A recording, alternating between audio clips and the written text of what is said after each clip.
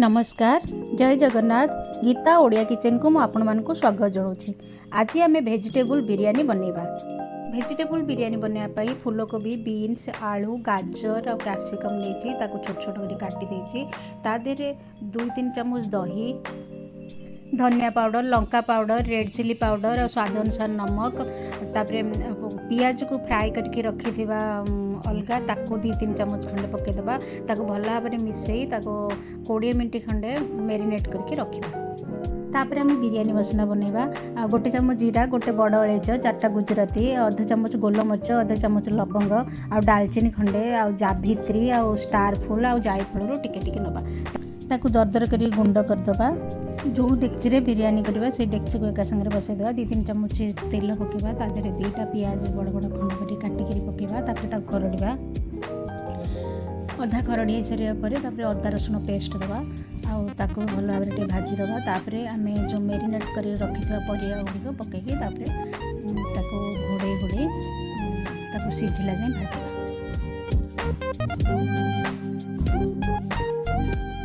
बिरयानी मसला गुंड कर रखा पकईदबा धनिया पत्र और पुदीना पत्र देदबा। तापर आउ टिके सिझाक दबा।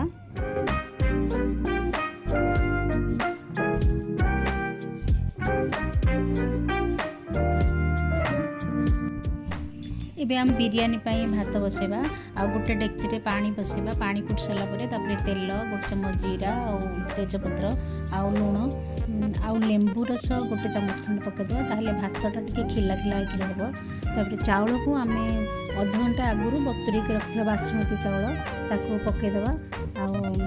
आपर देखो 80% चाउल हो तापर आम ताको गालिबा। तो पानी 2 टंकी खंडे बाहर कर रखी ताको बिरयानी दबा पड़ो तापर पानी सब बाहर करी भल भाव में गालीदेवा।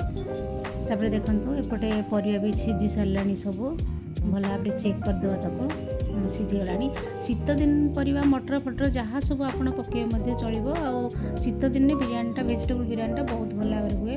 तापर से डेक्ची आम बाहर करदेवा सब परिया बाहर करी देहरे आम 1 चम्मच घी देदेबा तले। तापर आम भात को ता देहरे पकईदबा 2-3 डंकी भात पकेबा। तापर पुणी परिया पकईदबा। तापर जो पियाज को फ्राए करके रखा ताको पकेबा और धनिया पत्र पुदीना पत्र दबा।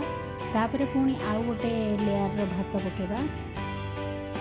एमती लेयर रे 2-3 लेयर करदेवे आपड़। तादेहरे पुणी आउ थे परिया सब पकईदेवे भल भाव में। तापर पुणी भात पकईदेवे।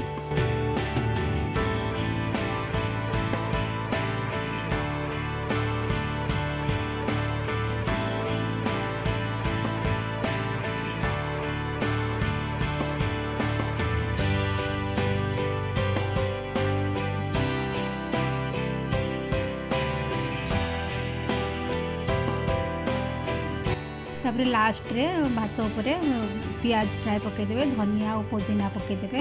आउ तादेहरे जो पानी रखी थे आप गालिया पूर्व से पानी 2 डंकी खंड पकईदेवे। आउे घी 1 चम्मच पकेबे।